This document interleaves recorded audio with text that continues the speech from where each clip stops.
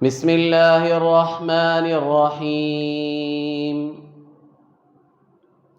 يسألونك عن الخمر والميسر قل فيهما إثم كبير ومنافع للناس وإثمهما أكبر من نفعهما وقال تعالى في مقام آخر يا أيها الذين آمنوا إنما الخمر والميسر والأنصاب والأزلام رجس من عمل الشيطان فاجتنبوه لعلكم تفلحون صدق الله العظيم.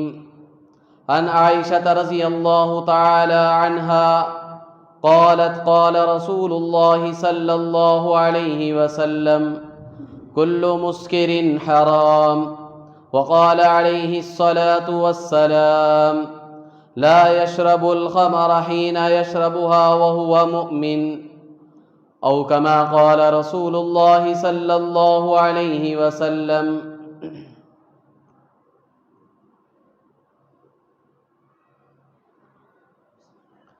بزرگان محترم، عزیز نوجوانان اسلام، اللہ تبارک و تعالیٰ نے ہم تمام کو بہت ساری نعمتوں سے سرفراز فرمایا ہے. ان گنت لامحدود نعمتیں اللہ تعالیٰ نے مجھے آپ کو دنیا میں بسنے والے ہر انسان کو عطا فرمائی، چاہے وہ مسلمان ہو یا غیر مسلم ہو، چاہے وہ شہری ہو یا دیہاتی ہو، پڑھا لکھا ہو جاہل ہو، کالے ہوں گورے ہوں، بیمار ہوں صحت مند ہوں، سب کو اللہ نے بے شمار نعمتوں سے نوازا ہے جسے ہم گن بھی نہیں سکتے، شمار بھی نہیں کر سکتے.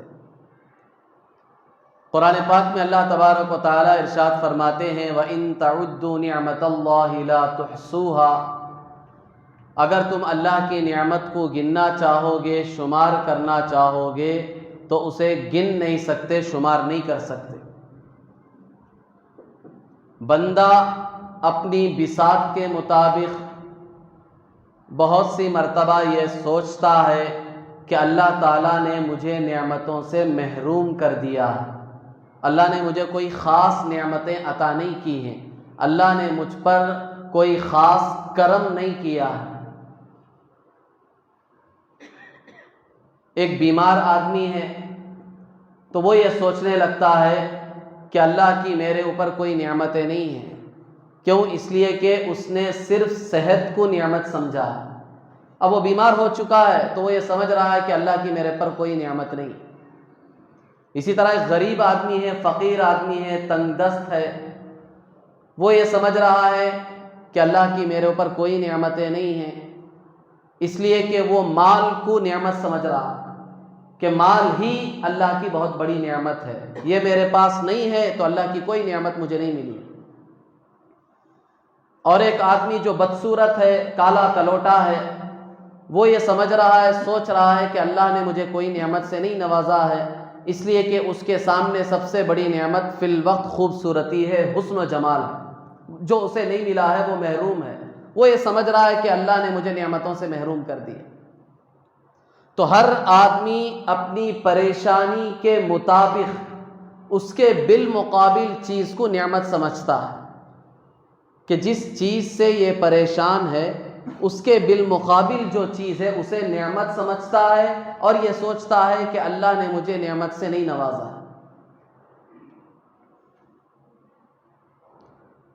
حالانکہ اللہ تبارک و تعالی ہر انسان کو اربا ارب نعمتوں سے نواز رہا ہے اور اللہ نے نوازا ہے.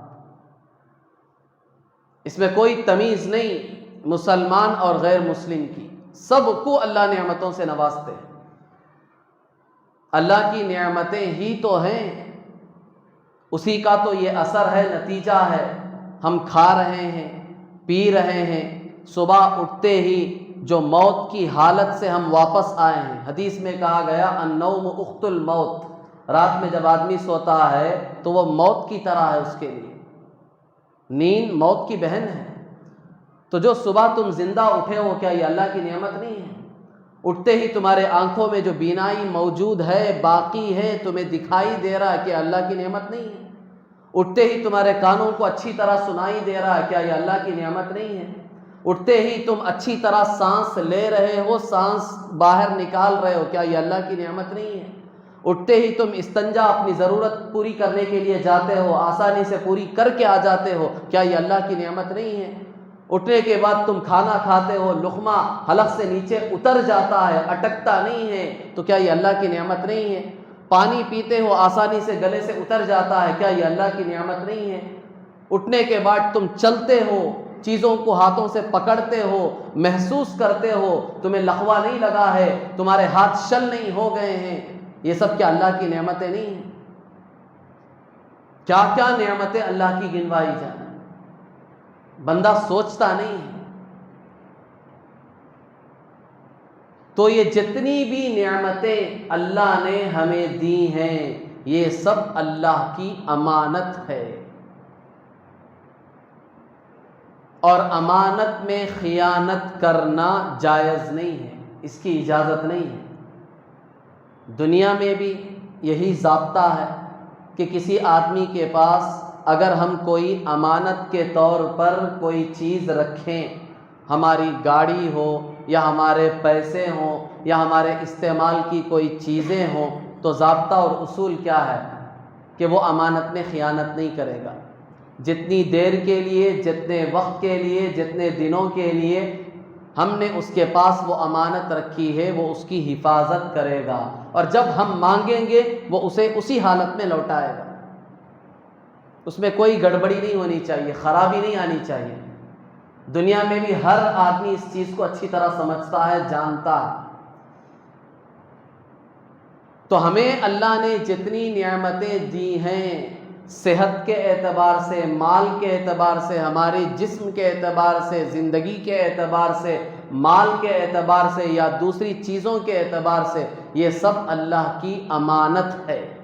اس میں خیانت ہرگز جائز نہیں، اس پر پکڑ ہوگی کل قیامت کے دن۔ تو ان ساری نعمتوں میں جو اللہ نے ہمیں دی ہے بطور امانت کے، اس میں ایک بڑی امانت اور ایک بہت بڑی نعمت اللہ کی وہ عقل ہے، عقل، دماغ، عقل، جو بھی کہو آپ، یہ بھی اللہ کی بہت بڑی نعمت ہے۔ اللہ نے ہمیں بطور امانت کے دی ہے کہ اس کی حفاظت کرو، اور جو طریقہ ہم نے بتایا ہے اس طریقے کے مطابق اسے استعمال میں لاؤ۔ عقل کو بیکار مت چھوڑ دو، یہ عقل ہم نے تمہیں دی ہے استعمال کے لیے، اسے جائز طریقوں میں استعمال کرو، اسے خراب ہونے سے بچاؤ، صحیح راستے پہ اسے لگاؤ۔ یہ بہت بڑی نعمت ہے جو ہم نے تمہیں دی، اس کی حفاظت ہم میں سے ہر ایک کی ذمہ داری ہے۔ اور جو اس امانت میں خیانت کرے گا تو اس کا نقصان وہ دنیا میں بھی دیکھے گا اور آخرت میں بھی دیکھے گا۔ ہم مشاہدہ کرتے ہیں جس کی عقل معوف ہو جاتی ہے، خراب ہو جاتی ہے، جو دیوانہ ہو جاتا ہے، پاگل ہو جاتا ہے، نشے کی حالت میں آ جاتا ہے، تو پھر اس کے نقصانات ہم خود دنیا میں دیکھتے ہیں کہ خود اس کی ذات کو نقصان پہنچ رہا ہے، اس کے مال کو نقصان پہنچ رہا ہے، معاشرہ اور سوسائٹی کو اس کی وجہ سے نقصان پہنچتا ہے، اور پھر اس کے اخلاق بگڑتے ہیں۔ یہ دنیاوی نقصانات ہیں، اس کے ساتھ ساتھ آخرت میں بھی اسے بہت بڑے نقصان کا سامنا کرنا پڑے گا۔ یہ عقل اس کی خراب ہو گئی، اگر معوف ہو گئی، اگر یہ دیوانہ پاگل ہو گیا، اگر نشے کا عادی ہو گیا، اس کی عقل بگڑ گئی، تو اس کے نقصانات دنیا میں بھی دیکھے گا، آخرت میں بھی دیکھے گا۔ تو اس لیے شریعت نے کہا کہ اس نعمت کی قدر دانی کرو۔ قرآن میں مختلف جگہوں پر مختلف طریقے سے قرآن بار بار ہمیں اپنے عقل کے استعمال کی دعوت دیتا ہے۔ قرآن پڑھتے چلے جاؤ، لعلہم یتفکرون، لعلکم تتفکرون، لعلکم تتدبرون، لعلکم تتذکرون، یا اولی الالباب۔ یہ قرآن نے مختلف انداز سے ہمارے عقلوں کو جھنجھوڑا ہے کہ کہاں ہیں تمہاری عقلیں، ہم نے کیوں دی تھی تمہیں؟ یہ استعمال کے لیے دی تھی کہ اچھی چیزوں میں اسے استعمال کرو، تمہاری عقل باقی رہے گی، دنیا کا بھی فائدہ ہوگا، آخرت کا بھی فائدہ ہوگا۔ کہاں ہے وہ عقل مند؟ قرآن پکارتا ہے، بلاتا ہے، عقل مندوں کہاں ہو تم؟ اپنی عقلیں کہاں لگا رہے ہو؟ عقل استعمال کرنے کے لیے ہم نے ایک راستہ بھی بتایا، اس راستے میں اسے استعمال کرو، پھر دیکھو دنیا کے فائدے کس طرح تم حاصل کرو گے، آخرت کے فائدے کس طرح حاصل کرو گے۔ اگر خدا نخواستہ تمہاری یہ عقل معوف ہو گئی، بگڑ گئی، اگر اسے تم نے نقصان پہنچا دیا تو پھر بہت بڑا نقصان پورے عالم کو پہنچے گا تمہاری اس ایک عقل کے بگڑنے کی وجہ سے۔ انسانوں اور جانوروں میں ایک بڑا فرق یہ عقل کا ہے۔ انسان کی اگر عقل ختم ہو جائے، اس میں بگاڑ آ جائے، تو انسان جو اشرف المخلوقات ہے، اللہ کی تمام پیدا کردہ مخلوقات میں سب سے افضل اور اونچا ہے، اس کا مقام جانور سے بھی گھٹ جاتا ہے، بدتر ہو جاتا ہے۔ پاگلوں کو نہیں دیکھا ہے؟ کیا کھا رہے ہیں کچھ پتہ نہیں، کیا پی رہے ہیں کچھ پتہ نہیں، غلاظت کھا رہے ہیں، گندگی کھا رہے ہیں، کہاں کہاں کھا رہے ہیں، کپڑے کون سے پہن رہے ہیں، گندے ہیں، پاک ہیں، ناپاک ہیں، کچھ پتہ نہیں، کہاں سو رہے ہیں انہیں کچھ احساس نہیں، کیا بول رہے ہیں انہیں کچھ پتہ نہیں، لوگوں کے ساتھ کیا برتاؤ کر رہے ہیں انہیں کچھ پتہ نہیں، بیوی کا فرق بھول چکے ہیں، ماں کا فرق بھول چکے ہیں، بیٹی کا فرق بھول چکے ہیں، باپ جانتے نہیں، اس کا مقام انہیں پتہ نہیں، بیٹے کا مقام پتہ نہیں، دوستوں کا مقام پتہ نہیں، اللہ والوں کی عزت کرنا نہیں جانتے۔ یہ صرف ایک عقل کی خرابی کی وجہ سے یہ سارے نقصانات پورا معاشرہ دیکھتا ہے، بھگتتا ہے۔ اور اس عقل کی خرابی میں سب سے بڑا کردار نشہ آور چیزوں کا ہے۔ نشے کی جتنی چیزیں ہیں، چاہے وہ شراب ہو، چاہے وہ گانجا ہو، چاہے وہ چرس ہو، چاہے وہ افیون ہو، یا اور اس قسم کی جتنے بھی نشے کی چیزیں ہیں، تمباکو ہو، جن جن میں نشہ آتا ہے، یہ ساری نشے کی چیزیں عقل کو سب سے زیادہ خراب کرنے والی ہے۔ اور ایک آدمی کی عقل خراب ہوئی تو اس کی پوری دنیا اور آخرت دونوں برباد۔ حدیث میں اللہ کے رسول صلی اللہ علیہ وسلم نے خود فرمایا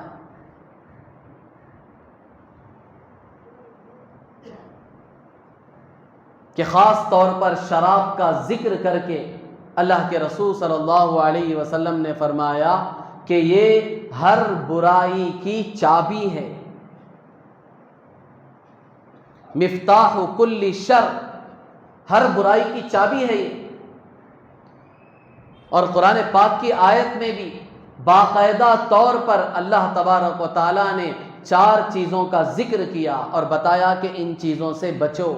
یا ایھا الذین آمنوا انما الخمر والمیسر والانصاب والازلام رجس من عمل الشیطان فاجتنبوہ لعلکم تفلحون۔ قرآن کہتا ہے کہ اے ایمان والوں، اے مسلمانوں، شراب نمبر 1، نمبر 2 جوا، نمبر 3 بت، نمبر 4 جوے کے تیر جن کے ذریعے سے قسمت آزمائی جاتی ہے۔ قرآن نے ان 4 چیزوں کو ذکر کرنے کے بعد کہا رجسن، یہ چاروں کے چاروں گندی چیزیں ہیں، ناپاک چیزیں ہیں، نجس چیزیں ہیں، من عمل الشیطان، یہ شیطانی اعمال ہیں۔ اور آگے قرآن نے کہا فجتنبوہ، ان چیزوں سے بچو۔ اگر ان چیزوں سے بچو گے تو کیا فائدہ ہوگا؟ لعلکم تفلحون، تم فلاح یاب ہو جاؤ گے، کامیاب ہو جاؤ گے، تمہیں دنیا اور آخرت کی کامیابی ملے گی۔ اس آیت میں غور کریں، مفسرین کہتے ہیں کہ اللہ تبارک و تعالیٰ نے اس آیت میں شراب اور نشے کی چیزوں کو بت ان کے ساتھ جوڑ کر بیان فرمایا ہے۔ بتوں کی پوجا، بتوں کی عبادت جس طرح شرک ہے، اللہ کو سب سے زیادہ ناپسندیدہ چیز ہے، اسی طرح شراب اور جوا یہ بھی اللہ کو سب سے زیادہ ناپسندیدہ چیز ہے۔ یہ شرک کی طرح ہے، شرک۔ روایت میں باقاعدہ اللہ کے رسول صلی اللہ علیہ وسلم نے تشبیہ دے کر، مثال دے کر سمجھایا، مدمن الخمر کعابد وثن، کہ شراب کا عادی جو شرابی ہے، شراب پیتا ہے، وہ ایسے ہے جیسے کہ بتوں کی عبادت کر رہا۔ نعوذ باللہ، کتنا بڑا جرم ہے شراب پینا۔ صاف اللہ کے رسول صلی اللہ علیہ وسلم نے کہا کہ شراب کا عادی جو شرابی ہے، شراب پیتا ہے، وہ ایسے ہے کعابدی وثن، وثن کہتے ہیں بت کو، یہ بتوں کا پجاری ہے، بتوں کی پوجا کرنے والے کی طرح ہے۔ تو قرآن کی اس آیت میں بھی اللہ تبارک و تعالیٰ نے شراب اور جوا، یہ جو نشے کی چیزیں، جوا میں بھی نشہ ہے۔ آدمی جوے کا عادی ہو جاتا ہے تو اس پر ایسا بھوت سوار ہو جاتا ہے کہ اچھے اور برے کی تمیز ختم ہو جاتی ہے۔ نہ اسے بیوی کا پتہ ہوتا ہے، نہ اولاد کا پتہ ہوتا ہے، ان کو بھی لگا دیتا ہے جوے میں، بازی میں ہار جاتا ہے۔ دیکھا نہیں دیکھا آپ لوگوں نے یہ جو کرکٹ کا بھوت سوار ہوا ہے لوگوں پر، آئی پی ایل یا فلاں فلاں جو بھی ہیں، یا دوسرے گھوڑ سواری، جن جن چیزوں میں لوگ بیڈنگ کرتے ہیں، بیڈنگ لگاتے ہیں، یہ تو صراحتاً جوا ہے۔ اس میں آدمی کہاں تک آگے بڑھ جاتا ہے، اسے ہوش بھی نہیں رہتا۔ زائد جو پیسے ہیں پہلے وہ پیسے لگاتا ہے، ہار جاتا ہے، ایک نشہ چڑھ گیا ہے۔ اصل جو اس کا راس المال ہے، جو اصل چیزیں ہیں وہ لگا دیتا ہے، اس کے بعد دکان جو ہوتا ہے اسے لگا دیتا ہے، مکان کے کاغذات لے جا کر اسے لگا دیتا ہے۔ بعض تو اتنے بدبخت ہیں کہ وہ اپنی بیویوں کو بھی جوے میں ہار جاتے ہیں۔ کیوں؟ ایک نشہ ہے، اسے احساس نہیں ہے، اسے پتہ بھی نہیں چلے گا۔ کب معلوم ہوگا؟ جب یہ نشہ کئی دن بعد اترے گا، اس وقت بیٹھ کر افسوس کرے گا، اپنی انگلیوں کو چبائے گا کہ میں نے کیا کر دیا، کیا کیا کھو دیا اس جوے کے نشے میں۔ تو یہ بھی سب سے بڑا نشہ ہے، جوا کوئی معمولی چیز نہیں ہے۔ اس لیے قرآن پاک میں آپ ذرا سوچ کر دیکھیں، غور کریں، قرآن اسی بات کو بار بار بتاتا ہے، سمجھاتا ہے کہ ہماری باتوں پر، ہماری نصیحتوں پر، ہم نے جو واقعات قرآن میں بیان کیے ہیں اس پر اور کائنات کے ذرے ذرے میں غور کرو، نصیحت حاصل کرو۔ بار بار قرآن دعوت دے رہا ہے۔ یہ عقل اس لیے نہیں دی ہے تمہیں کہ ادھر ادھر اسے استعمال کرو، ان چیزوں میں لگاؤ عقل کو، سوچو، غور کرو کہ تم کیا کر رہے ہو، تم کیا ہو، کیا کر رہے ہو، تمہیں کیا کرنا چاہیے۔ تو قرآن نے نشے کی چیز اور جوے کو بت کے ساتھ جوڑ کر بیان فرمایا۔ مفسرین کہتے ہیں بتوں کی عبادت جس طرح بری چیز ہے، اللہ کو سب سے ناپسندیدہ چیز ہے، اسی طرح یہ شراب اور اسی طرح جوا، چونکہ دونوں میں نشہ ہے، اس سے آدمی کی عقل معوف ہو جاتی ہے، ختم ہو جاتی ہے، عقل آدمی کے ہاتھ سے نکل جاتی ہے، تو یہ بھی بتوں کی عبادت کی طرح ہے۔ اور آگے قرآن نے شراب اور جوا جن دونوں چیزوں میں نشہ ہے اسے کہا رجسن۔ اس کا دوسرا نقصان بتایا کہ یہ گندگی ہے، گندی چیز ہے، اس کے قریب بھی مت جاؤ۔ اور پھر آگے کا من عمل الشیطان، یہ شیطانی اعمال میں سے ہے، یہ انسانی اعمال میں سے نہیں ہے، یہ انسان کا کام نہیں ہے۔ مسلمان تو دور کی بات، بحیثیت انسان ہونے کے اس کے لیے لائق ہی نہیں کہ وہ شراب پیے اور وہ جوا کھیلے، کیونکہ سراسر اس میں نقصان ہے۔ اس کا نقصان سے اسلام نے صرف مسلمان کو نہیں بچایا، پوری انسانیت کو تعلیم دی گئی، پوری انسانیت کو بتایا کہ یہ شیطانی عمل ہے، یہ انسان کا کام نہیں ہے. یہ نہیں کہا کہ یہ غیر مسلم کا کام ہے، یہ غیروں کا کام ہے، بلکہ صاف کہا من عمل الشیطان، یہ شیطانی عمل ہے. فاجتنبوہ، اس سے بچو، لعلکم تفلحون، تاکہ تم فلاح یاب ہو جاؤ، دنیا اور آخرت کی کامیابیاں تمہیں مل جائے. اگر تم نہیں بچو گے اس سے تو اس کا مزید نقصان کیا ہوگا؟ انما یرید الشیطان ان یوقع بینکم العداوۃ والبغضاء فی الخمر والمیسر وعن ذکر اللہ وعن الصلاۃ. قرآن صاف کہتا ہے کہ اگر تم اس سے نہیں بچو گے تو پھر شیطان شراب اور جوے کے ذریعے سے تمہارے درمیان نفرتیں، عداوتیں، بغض پیدا کر دے گا. تم ایک دوسرے کے جانی دشمن بن جاؤ گے. اس کے نقصانات کا ایک سلسلہ لمبا چلے گا کہ شیطان اس کے ذریعے سے، اس کے سہارے سے تمہارے درمیان دشمنیاں پیدا کر دے گا. خود سگے دشمن ہو جائیں گے ایک دوسرے کے، شراب کی وجہ سے، شراب نوشی کی وجہ سے، جوے کی وجہ سے، نشے کی لت جو لگی ہے اس کی وجہ سے خود اپنے اور غیروں سے، پرایوں سے، سب سے دشمنی کرے گا. اور آگے کہا کہ اس کا نقصان صرف یہاں تک نہیں رکے گا، بلکہ وعن ذکر اللہ وعن الصلاۃ، اللہ کے ذکر سے بھی تم غافل ہو جاؤ گے، نماز سے بھی دور ہو جاؤ گے. پھر تمہارا دین کہاں رہے گا؟ تمہارا ایمان کہاں رہے گا؟ پھر تمہارے اعمال کہاں رہیں گے؟ سب چیزوں سے یہ تمہیں دور کر کے رکھ دے گا. آگے قرآن ایک سوال پوچھتا ہے، اتنے نقصانات ہم نے تمہیں بتائے، سمجھائے، اور اتنی اچھی عقل ہم نے تمہیں دی ہے، فَهَلْ أَنْتُمْ مُنْتَهُونَ، کیا اب تم رک جاؤ گے اس سے؟ اسے چھوڑ دو گے؟ قرآن ایک سوال پوچھ رہا ہم سے. یہ اتنی لمبی فہرست ہم نے تمہیں گنوائی ہے شراب اور جوے کے بارے میں، نشے کی چیزوں کے بارے میں، کہ اس کے کتنے نقصانات ہیں. یہ بتوں کی پوجا کی طرح ہے، یہ گندی چیز ہے، یہ شیطانی عمل ہے. اس سے بچو گے تو دنیا اور آخرت کی کامیابی تمہیں ملے گی. اگر تم اس سے نہیں بچو گے تمہارے اندر دشمنیاں پیدا ہوگی، اللہ کے ذکر سے تم دور ہو جاؤ گے، نماز سے دور ہو جاؤ گے، تمہارا دین برباد ہو جائے گا. یہ سب کچھ ہم نے تمہارے سامنے بیان کیا ہے، تمہیں عقل دی ہے. فَهَلْ أَنْتُمْ مُنْتَهُونَ، قرآن پوچھتا ہے کیا آپ رک جاؤ گے؟ چھوڑ دو گے اسے؟ یا ابھی بھی باز نہیں آؤ گے؟ ابھی نہیں سدھرو گے؟ ابھی نہیں سمجھ میں آیا تمہیں؟ قرآن کا ایک انداز ہے کہ قرآن بار بار ہماری عقلوں کو دعوت دیتا ہے کہ یہ عقل ان چیزوں میں استعمال کرو، غور تو کر کے دیکھو. یہ عقل اس لیے دی ہے ہم نے. عقل کی حفاظت بھی دین کا ایک اہم حصہ ہے، اسے ہم معمولی نہ سمجھیں. جس طرح میں نے شروع میں عرض کیا تھا، یہ سب اللہ کی نعمتیں ہیں، ان سب کی حفاظت کی ذمہ داری ہمارے کاندھوں پر ہے. انہی میں سے ایک عقل بھی ہے.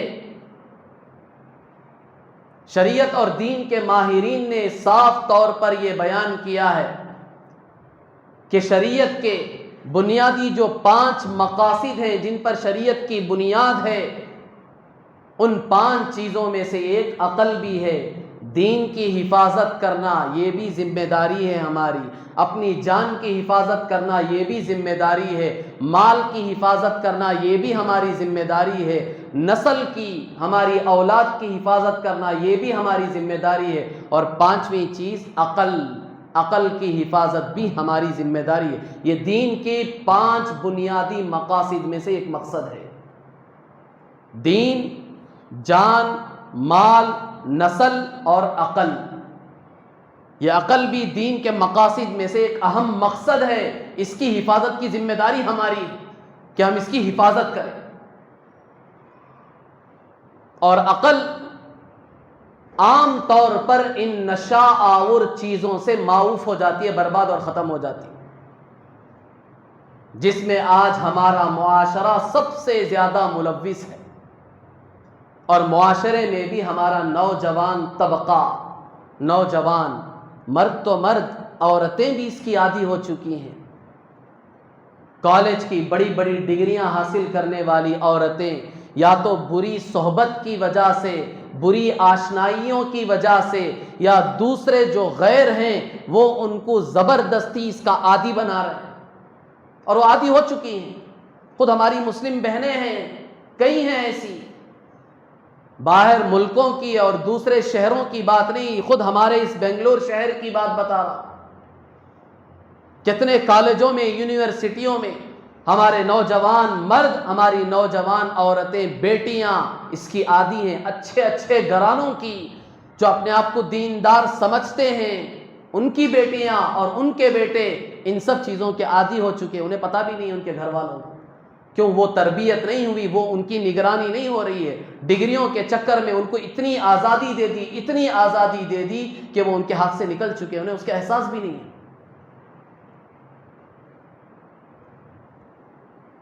اتنی بری لت ہے، اتنی بری چیز ہے۔ خود امریکہ کی ایک تحقیق کے مطابق امریکہ شہر میں 1996 میں ایک سال میں جتنے زنا کے کیس ہوئے ہیں، اگر ان کا آپ حساب لگائیں، اسے ڈیلی ایک ایک دن میں اگر انہیں اس میں تقسیم کریں گے تو ایک ایک دن میں 2713 کیسز سامنے آئے، ایک ایک دن میں زنا کے۔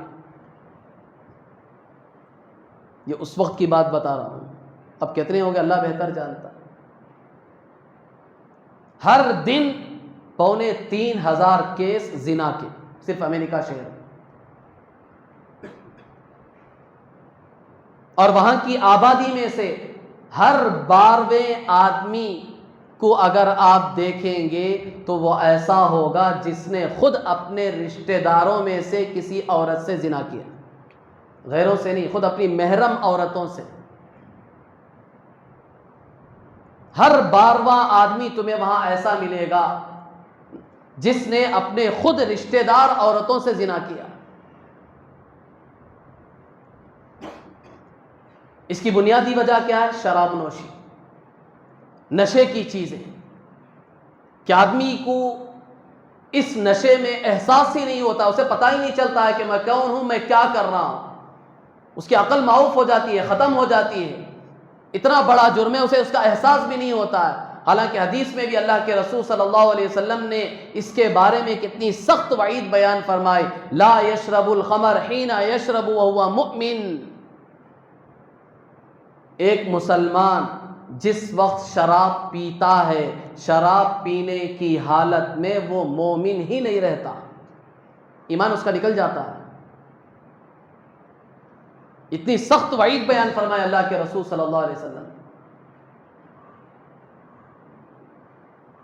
شراب کی بھی جو حرمت آئی ہے وہ بتدریج آئی ہے، چونکہ عرب جو ہے، عرب شراب کے بہت شوقین تھے، بہت دلدادہ تھے، شراب چھوڑنا ان کے لیے بہت مشکل چیز تھی۔ کھانا چھوڑ سکتے تھے، پانی چھوڑ سکتے تھے، نیند قربان کر سکتے تھے، لیکن شراب نہیں چھوڑ سکتے، اتنے عادی تھے۔ تو اسلام جب آیا تو اسلام نے فوراً شراب کو حرام قرار نہیں دیا، اسلام میں احکام بتدریج نازل ہوئے ہیں، چونکہ اگر فوراً شراب کو حرام قرار دے دیا جائے گا تو ان کی تو یہ محبوب چیز ہے، یہ اسے کیسے چھوڑیں گے؟ صرف اس شراب کی وجہ سے یہ دین کو چھوڑ دیں گے، اسلام کو چھوڑ دیں گے، لیکن شراب کو نہیں چھوڑیں گے۔ اس لیے قرآن نے بتدریج 4 مرتبہ قرآن نے بتدریج احکام نازل فرمایا شراب کے بارے میں۔ وَمِن ثَمَرَاتِ النَّخِيلِ وَالْأَعْنَابِ تَتَّخِذُونَ مِنْهُ سَكَرًا وَرِزْقًا، قرآن نے سب سے پہلے شراب کے بارے میں یہ آیت نازل فرمائی کہ انگور اور اسی طرح کھجور سے تم نشے کی چیزیں بھی بناتے ہو اور اسی طرح اپنے کھانے کی چیزیں بھی بناتے ہو۔ سب سے پہلے قرآن نے شراب کے تئیں یہ آیت نازل فرمائی، یہ حکم فرمایا، اور شراب کے بارے میں بتایا ایک طرف تو کھانے کی چیزیں ہیں اور ایک طرف نشے کی چیزیں ہیں، دونوں کا صرف تقابل بتایا قرآن نے۔ تو کھانے کی چیزیں بھی بناتے ہو، نشے کی چیزیں بھی بناتے ہو، اب تمہیں خود سوچنا چاہیے کہ کھانے کی چیزیں بنانا زیادہ بہتر ہے نشے کی چیزوں کے مقابلے میں۔ یہ حرام ورام کچھ نہیں کیا، صرف تقابل بتا کے چھوڑ دیا۔ اس کے چند دن بعد قرآن میں دوسرا حکم نازل ہوا، یسألونک عن الخمر والمیسر قل فیہما اسم کبیر ومنافع للناس واسمہما اکبر من نفعہما، کہ شراب اور جوا اس میں تھوڑے سے فائدے بھی ہیں لیکن نقصانات زیادہ ہیں۔ قرآن نے پھر یہ حکم بیان کیا کہ اس میں نفع بھی ہے تھوڑا بظاہر، کیونکہ آدمی کو ٹینشن ہوتا ہے، پریشانیاں ہوتی ہیں، تو آدمی کیا کرتا ہے؟ شراب پیتا ہے، تو اس کا دل، اس کا دماغ معوف ہو جاتا ہے، دماغ کی صلاحیت ختم ہو جاتی ہے، تو اب ٹینشن نہیں آتا، بالکل فری ہو جاتا ہے۔ اور پہلے زمانے میں لوگ جو ہے وہ عام طور پر شراب جو پیتے تھے وہ اسی کی وجہ سے پیتے تھے، شوق سے بہت کم پیتے تھے، عام طور پر ٹینشن اور پریشانیاں، مصیبتوں کو بھلانے کے لیے آدمی شراب پیتے تھے۔ لیکن آج تو ہمارا معاشرہ، ہمارا سوسائٹی اتنا خراب ہو چکا ہے کہ نوجوان طبقہ شوقیہ شراب پیتا ہے، پریشانی اور مصیبتوں کو بھلانے کے لیے، دور کرنے کے لیے شوقیہ شراب پیتے ہیں۔ تو قرآن نے دوسرا حکم نازل فرمایا کہ شراب اور جوا ان دونوں میں نقصانات زیادہ ہیں، فائدے تھوڑے ہیں، تمہارا ٹینشن دور ہوگا بظاہر لیکن نقصان زیادہ ہوگا، تمہاری عقل ختم ہو جائے گی، تو پھر تم کیا کرو گے، کیا کہو گے، تمہیں خود پتہ نہیں چلے گا، تم اسی حالت میں تم بیوی کو طلاق بھی دے دو گے، تمہیں نہیں پتہ چلے گا، طلاق پڑ جائے گی، طلاق ہو جائے گی، بہت نقصانات ہوں گے، ایک دو نہیں، دنیا آخرت برباد ہو جائے گی تمہاری۔ اس لیے قرآن نے کہا نفع تھوڑا ہے، نقصان بہت زیادہ ہے، دنیا کے بھی آخرت کے۔ پھر حضرت عمر رضی اللہ تعالی عنہ نے اللہ تبارک و تعالیٰ سے دعا کی، اللہم بین لنا فی الخمر بیانا شافیا، اے اللہ شراب کے بارے میں ایک واضح کلیئر حکم دے دے ہمارے لیے۔ اس میں ابھی پتہ نہیں چل رہا ہے کہ شراب حرام ہے، حلال ہے، کیا کرنا چاہیے۔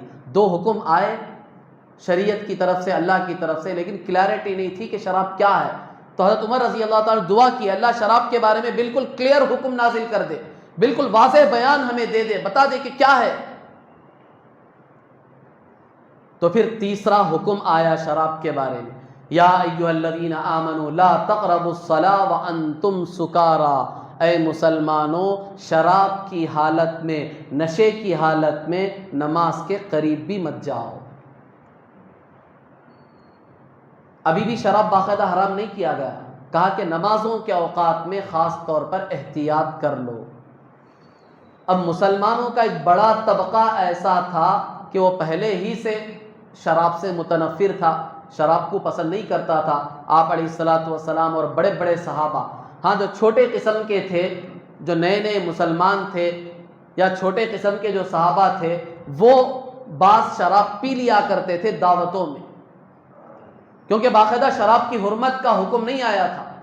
اس کے بعد پھر چوتھی مرتبہ باقاعدہ قرآن میں شراب کو حرام قرار دیا گیا، وہ وہی آیت ہے جو میں نے خطبے میں پڑھی، جس کی تشریح میں ابھی کر رہا ہوں، جس کے اتنے نقصانات بتائے گئے۔ اے ایمان والوں، شراب، جوا، بت اور اسی طرح یہ تیر، جوے کے جو تیر ہیں، یہ سب کے سب گندی چیزیں ہیں، شیطانی عمل ہے، ان سے بچو، تمہیں کامیابی ملے گی، ورنہ شیطان تمہارے اندر نفرتیں پیدا کر دے گا، دشمنیاں پیدا کر دے گا، تم اللہ کے ذکر سے دور ہو جاؤ گے، نمازوں سے دور ہو جاؤ گے، تمہارا دین برباد ہو جائے گا۔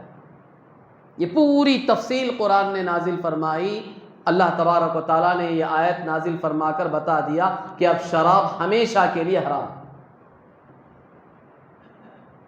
تو بعض صحابہ جو شراب پیتے تھے، روایتوں میں آتا ہے کہ مدینے کی گلیوں میں جس وقت یہ آیت نازل ہوئی، بعض باقاعدہ دعوتوں میں بیٹھے ہوئے تھے، جام یہاں تک منہ تک چلا گیا تھا جیسے ہی یہ آیت ان کے کانوں میں پڑی کہ شراب کی حرمت کا حکم نازل ہو چکا ہے، انہوں نے اتنا بھی گوارا نہیں کیا کہ یہ منہ تک جام چلا گیا ہے، آخری مرتبہ اسے دیکھ رہے ہیں، آخری مرتبہ ہی صحیح اسے پی لیں، اس کے بعد چھوڑ دیں گے، نہیں۔ صحابہ کامل طور پر دین کی اتباع کرنے والے تھے، اللہ اور اس کے رسول صلی اللہ علیہ وسلم کے حکم کی خلاف ورزی کرنا ان کے لیے دنیا اور آخرت کی بڑی بربادی سمجھی جاتی تھی۔ اور جن کے منہ میں گھوٹ چلا گیا تھا انہوں نے بھی تھوک دیا، گوارا نہیں کیا کہ یہ اندر لے لیں، کہ شراب کی حرمت کا حکم آ گیا۔ اب سارے مٹکے سارے مشکیزے پھاڑے گئے، توڑے گئے، اور مدینے کی گلیوں میں شراب اس طرح بہایا گیا کہ جس طرح زوردار بارش ہوتی ہے تو پانی جس طرح گلیوں سے بہتا ہے، اس طرح ساری شراب بہا دی گئی۔ یہ نہیں کہ اسے بیچ کر پیسہ لے لے کافروں کو، یہ بھی گوارا نہیں کیا۔ اور خود اللہ کے رسول صلی اللہ علیہ وسلم نے اس شروع زمانے میں جب شراب حرام کر دی گئی، صحابہ کو حکم دیا کہ میدان میں سب اپنے شراب کے مٹکے جمع کرو اور شراب کے مشکیزیں جمع کرو۔ سب کے شراب کے مٹکے مشکیزیں جمع کیے گئے، شراب تو بہا دی گئی۔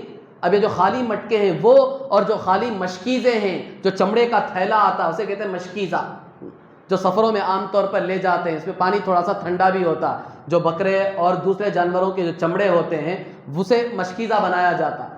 اللہ کے رسول صلی اللہ علیہ وسلم نے کہا کہ یہ سب لے کر آؤ، میدان میں لا کر رکھا گیا تو اللہ کے رسول صلی اللہ علیہ وسلم نے خود ان مٹکوں کو اپنے ہاتھ سے توڑا اور مشکیزوں کو پھاڑا۔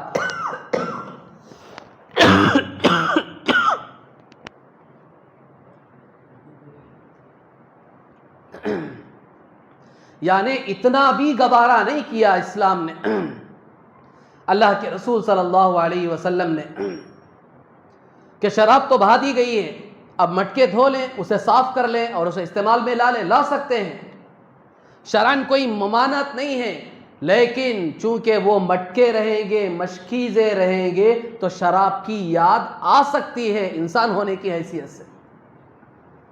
اللہ کے رسول صلی اللہ علیہ وسلم نے یہ بھی گوارا نہیں کیا کہ بالکل شراب کی لت جو ان کے ذہنوں میں دل و دماغ میں اتر چکی ہے اسے جڑ سے اکھاڑ کر پھینک دیں، نہ رہے بانس نہ بجے بانسری۔ مٹکے سارے کے سارے توڑ دیے گئے، مشکیزیں پھاڑ دیے گئے، اور صحابہ نے یہ عمل کر کے بتایا۔ تو اتنی خطرناک چیز ہے یہ شراب، اور اسی طرح نشے کی جتنی چیزیں ہیں، چاہے وہ افیون ہو، چرس ہو، گانجا ہو، اور بھی بہت ساری چیزیں ہیں جو ہمارے نوجوان طبقہ ایک بڑا، جیسا کہ میں نے عرض کیا، لڑکوں کا ہو یا لڑکیوں کا ہو، ایک بڑا طبقہ اس میں ملوث ہے۔ انہیں پتہ ہی نہیں ہے کہ اس کی خرابیاں کیا ہیں، اس کے نقصانات کیا ہیں۔ ہم خود ان چیزوں کو سمجھیں، دوسروں کو سمجھائیں، اپنی اولاد کی خاص طور پر حفاظت کریں۔ ترقی کے نام پر اتنی آزادی بھی نہ دیں اپنی اولاد کو کہ وہ ان بڑے بڑے جرموں میں ملوث ہو جائے، جس کا نقصان کہاں تک پہنچے گا۔ میں نے اس کا ایک ہلکا سا خاکہ پیش کیا تھا۔ جو لوگ شراب کے، نشے کی چیزوں کے عادی ہوتے ہیں، اس کا نقصان سب سے پہلا خود ان کی ذات کو پہنچتا ہے، کہ ان کا پورا جسم، ان کا دل و دماغ سب خراب ہو جاتا ہے، برباد ہو جاتا ہے۔ جسم کا ایک ایک پارٹ اس سے متاثر ہو جاتا ہے، اور اس کے ساتھ ساتھ مال کا کتنا نقصان ہوگا وہ الگ چیز ہے۔ انہیں احساس بھی نہیں ہوگا کہ مال کتنا برباد ہو رہا ہے، جائیداد کتنی لٹائی جا رہی ہے ان چیزوں کے نام پر، انہیں احساس بھی نہیں ہوگا۔ اور ان دو نقصانات کے ساتھ تیسرا نقصان اخلاق پر بھی پڑے گا۔ جو لوگ اس کے عادی ہیں ان کے اخلاق پر بھی اس کا اثر پڑے گا، اتنا خطرناک اثر پڑے گا جو میں نے بتایا تھا، کہ انہیں تمیز بھول جائے گی کہ بیوی کون ہے، ماں کون ہے، بیٹی کون ہے، باپ کون ہے، بھائی کون ہے۔ یہ نشہ ایسا خطرناک ہے کہ اس میں اخلاق ان کے اتنے بگڑیں گے کہ یہ انسانوں میں تمیز کرنا بھول جائیں گے، فرق کرنا بھول جائیں گے، اور پھر اس سے آگے بڑھ کر چوتھا نقصان پورے معاشرے کو پہنچے گا، پوری سوسائٹی کو نقصان پہنچے گا۔ اس کے لیے ہمیں کیا قدم اٹھانا ہے، اس کے سد باب کے لیے، اسے ختم کرنے کے لیے، روکنے کے لیے، اس میں سب سے بنیادی چیز، سب سے اہم کردار ادا کرنے والی چیز وہ اللہ کا خوف ہے۔ سب سے بڑی چیز، بنیادی چیز اللہ کا خوف۔ اللہ کا خوف خود اپنے اندر پیدا کریں، اپنے بچوں کے دلوں میں اللہ کا خوف پیدا کریں، اللہ کا خوف ڈالیں، بتائیں کہ اللہ کیا چیز ہے، اس کا ڈر کسے کہتے ہیں۔ جو جنت کی بشارتیں دنیا میں لے چکے تھے وہ بھی خدا سے ڈرتے تھے، اللہ کا ڈر وہ چیز ہے۔ وہ ابو بکر صدیق رضی اللہ تعالی عنہ ہو، خواہ حضرت عمر فاروق رضی اللہ تعالی عنہ ہو، یا عثمان غنی رضی اللہ تعالی عنہ ہو، یا حضرت علی رضی اللہ تعالیٰ عنہ ہو یا حضرت سعد رضی اللہ تعالیٰ عنہ ہو یا حضرت سعید رضی اللہ تعالیٰ عنہ ہو یا حضرت طلحہ رضی اللہ تعالیٰ عنہ ہو یا حضرت زبیر رضی اللہ تعالیٰ عنہ ہو یا حضرت ابو عبیدہ بن الجراح رضی اللہ تعالیٰ عنہ ہو یا حضرت عبد الرحمن ابن عوف رضی اللہ تعالیٰ عنہ ہو، یہ 10 صحابہ ہیں جن کو ایک ہی وقت میں اللہ کے رسول صلی اللہ علیہ وسلم نے جنت کی سرٹیفکیٹ دی تھی کہ تم جنتی ہو، طے ہو چکا ہے تمہارے بارے میں کہ تم جنتی ہو۔ اس کے علاوہ تو سب صحابہ کے بارے میں اللہ نے خوشخبری سنا دی تھی کہ تم جنتی ہو، تم سے میں بھی خوش ہوں، تم بھی مجھ سے خوش ہو۔ اس کے باوجود ان کے دلوں میں کتنا ڈر تھا خدا کا ڈر اس کا نام ہے۔ یہ ڈر آ گیا تو پھر سب چیزیں اس کی درست ہو جائیں۔ بنیادی چیز ہے خدا کا ڈر، خدا کا خوف۔ ماں باپ کا ڈر بچوں کو گناہ سے نہیں بچا سکتا۔ ہم اپنا ڈر دکھاتے ہیں آج اپنے بچوں کو کہ میں ایسا کر دوں گا، ویسا کر دوں گا، پیسے بند کر دوں گا، یوں کر دوں گا، کالج جانا بند کر دوں گا، فلاں کر دوں گا، فلاں کر دوں گا۔ تم لاکھ اپنی طرف سے ڈر بچوں کے دلوں میں پیدا کر دو، خدا کی قسم ذرے رائی کے دانے کے برابر بھی ان کے دل میں تمہارا ڈر نہیں آئے گا۔ جہاں تم ہٹو گے تمہارا ڈر کا ماحول ختم ہوگا، فوراً وہ گناہ کر بیٹھے گا۔ کوئی نہیں روک سکے گا، پولیس کا ڈنڈا اسے نہیں روک سکے گا، تمہارے نگرانی کرنے والے اسے نہیں روک سکیں گے، تم خود بھی نگرانی کر کے اسے نہیں روک سکو گے صحیح معنوں میں، جب تک کہ خدا کا خوف پیدا نہ ہو۔ تو اس لیے بنیادی اور سب سے پہلی چیز اللہ کا ڈر، یہ آج ہم میں سب سے زیادہ مفقود ہے۔ یہ ہمارے اندر اللہ کا ڈر نام کی چیز نہیں ہے۔ دنیا کی ہر چیز سے آج ہم ڈر رہے ہیں، حکومتوں سے ڈر رہے ہیں، جانوروں سے ڈر رہے ہیں، چھوٹے چھوٹے کیڑوں سے ڈر رہے ہیں، انسان کی بنائی ہوئی چیزوں سے آج ہم ڈر رہے ہیں، کیمروں سے ڈر رہے ہیں، اور کیا کیا بتائیں۔ ہر چیز کا ڈر ہمارے اندر آج ہے، اگر نہیں ہے تو صرف خدا کا ڈر، خدا کا خوف ہمارے دلوں میں نہیں۔ تو اسلام کی پوری بنیاد تو اسی پر ٹکی ہوئی ہے۔ اللہ کا ڈر آ گیا تو پورا دین آٹومیٹکلی آپ کے زندگی میں آ جائے گا، کسی کو کہنے کی، کسی کو سمجھانے کی، کسی کو بتانے کی ضرورت ہی نہیں پڑے گی۔ خدا کا خوف آ گیا تو دین آٹومیٹکلی زندگی میں آئے گا، خود 5 وقتہ نمازی بن جاؤ گے، تم حرام سے خود اپنے آپ کو بچاؤ گے، حلال روزی کے لیے دن رات محنت کرو گے، تم کسی کو دھوکہ نہیں دو گے، جھوٹ نہیں بولو گے۔ کیوں؟ خدا کا ڈر تمہارے دل میں آ گیا تو ہر بری چیز سے خدا کا ڈر تمہیں خود بچائے گا۔ تو اس لیے پہلا کام تو خود اپنی زندگیوں میں، خود اپنے دل و دماغ میں خدا کا ڈر ہم پیدا کریں، اس کا یقین ہمارے دلوں میں لانے کی محنت کریں، کوشش کریں، اور اس کے ساتھ ساتھ ہماری نسل، ہماری اولاد، ہماری بیوی، ہمارے بچے، لڑکے ہوں یا لڑکیاں ہوں، ان کے دلوں میں بھی بنیادی طور پر خدا کا ڈر پیدا کریں، اللہ کے بارے میں بتائیں کہ اللہ کیا چیز ہے۔ ہماری نسل نے آج تک جانا نہیں کہ اللہ کیا چیز ہے۔ ان کے سامنے کمپیوٹر کی طاقت ہے، ان کے سامنے سائنسی طاقتیں ہیں، ان کے سامنے کیمرے کی طاقتیں ہیں، ان کے سامنے سیٹلائٹس کی طاقتیں ہیں۔ انہوں نے صرف وہ طاقتیں دیکھی ہیں، انہوں نے صرف وہ طاقتوں کو سمجھا ہے، اس وجہ سے آج ان کو ان طاقتوں کا ڈر ہے، خدا کا ڈر نہیں ہے۔ یہ جو بات میں بتا رہا ہوں آپ ٹھنڈے دل و دماغ سے سوچ کر دیکھیں، یہ بات میں نے صحیح بتائی یا غلط بتائی؟ کیونکہ ان کے سامنے وہی چیزیں ہیں، ترقی یافتہ جتنی چیزیں ان کے سامنے ہیں، آج ان کے دل و دماغ میں اگر کسی چیز کا ڈر ہے تو اسی کا ڈر ہے۔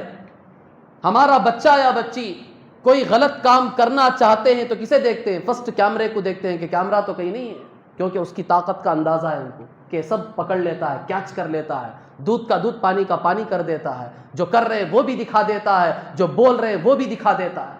خوف ہے کیمرے کا۔ تو ہر عمل سے پہلے انسان کی نگاہ کہاں جا رہی ہے؟ کیمرے کی طرف جا رہی ہے۔ کوئی دیکھ تو نہیں رہا ہے، کوئی پکڑ تو نہیں رہا ہے، کیوں؟ اس کا ڈر بیٹھا ہوا ہے۔ تو دنیا کی ہر چیز کا ڈر ہمارے دلوں میں بیٹھ گیا۔ ہم اپنی اولاد کو بتائیں کہ ان سب چیزوں کو جس انسان نے بنایا ہے، جس انسان نے اپنی عقل کی صلاحیت خرچ کر کے ان سب چیزوں کو بنایا ہے، اس عقل کو بلانے والی ایک بہت بڑی ذات ہے جو سب کو دیکھ رہی ہے۔ اس کے سامنے پوری کائنات ہتھیلی کی طرح ہے، یوں دیکھ رہا ہے پوری کائنات کو، بیک وقت سب کو دیکھ رہا ہے، اندھیرے کو، اجالے کو، دن رات، ہر چیز کو، ہر ذرے کو کائنات کے وہ دیکھ رہا ہے اور وہ حساب بھی لے گا۔ دنیا کے کیمرے دیکھتے ہیں بعض مرتبہ لیکن حساب نہیں لے سکتے۔ چور آ رہا ہے، چوری کر کے جا رہا ہے، کیمرہ کیا کر رہا ہے، لیکن چور کو کہاں پکڑیں گے، وہ تو بھاگ چکا ہے۔ لیکن اس کا کیمرہ، اس نے جو کیچ کیا ہے، جو پکڑا ہے، وہ قیامت تک چاہے اربوں سال گزر جائے وہ اسی طرح محفوظ رہے گا، کوئی اسے ڈیلیٹ نہیں کر سکے گا، اور کل قیامت کے دن سب کے سامنے وہ کیمرہ آن کر کے دکھایا بھی جائے گا اور اس پہ پکڑ بھی ہوگی، سزا بھی دی جائے گی۔ یہ خوف ہم اپنے بچوں کے دلوں میں ڈالیں، ان کو بتائیں کہ یہ ایک بڑی طاقت ہے اللہ نام کی چیز، اس کا ڈر ہمارے دلوں میں پیدا ہونا چاہیے۔ اس کے ساتھ دوسرا کام میں صرف مختصر بتا رہا ہوں، آپ اسے ذہن میں محفوظ کر لیں۔ ہم اپنی اولاد کی خاص طور پر اچھی تربیت کریں۔ تربیت کا بہت بڑا فقدان ہے آج ہمارے معاشرے میں۔ اچھی سے اچھی تربیت کریں، اچھا ماحول دیں، ان کے دوست اچھے ہونے چاہیے۔ یہ تیسری چیز ہے کہ ان کے ساتھی کیسے ہیں اس کی نگرانی خود ہم کریں، کہ برے دوست ہوں گے تو یہ خود بھی برے بنیں گے۔ صحبت صالح ترا صالح کند، صحبت طالح ترا طالح کند۔ اچھی صحبت ہوگی تو آدمی اچھا بنے گا، بری صحبت ہوگی تو آدمی برا بن جائے گا۔ کہنے والے نے تو یہاں تک کہا ہے، یار بد بدتر بود از مار بد۔ فارسی کا ایک مشہور مقولہ ہے کہ سام کے ڈسنے سے اتنا نقصان نہیں ہوگا جتنا نقصان ایک بری صحبت سے، برے دوست سے ہوتا ہے۔ سام ڈسے گا تو اتنا نقصان نہیں ہوگا آدمی کو جتنا نقصان برے ساتھی سے، برے دوست سے ہوتا ہے۔ اس لیے ہمارے بچوں کے دوستوں پر ہماری نگرانی ہونی چاہیے، ہماری نظر ہونی چاہیے کہ چاہے میری بیٹی ہو، چاہے میرا بیٹا ہو، اس کے سہیلی اور اس کے دوست کون ہیں، اچھے ہیں یا برے ہیں، ان کے اخلاق کیسے ہیں، اس پر بھی کڑی نگرانی ہونی چاہیے۔ ہمارے بچے ہماری ذات میں اچھے ہیں لیکن دوست اگر برا مل گیا تو کیا ہوگا، اسے برا بنا دے گا، تمہیں پتہ بھی نہیں چلے گا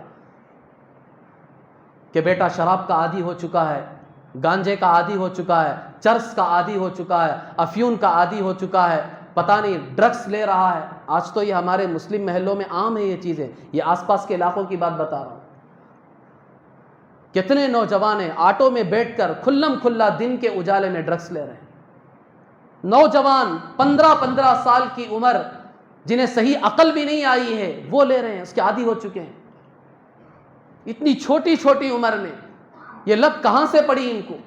یہ بری صحبت ہے، برے دوست ہیں۔ یہ ہماری ذمہ داری ہے ماں باپ کی کہ ان کو اچھا ماحول دیں، ان کی اچھی تربیت کریں۔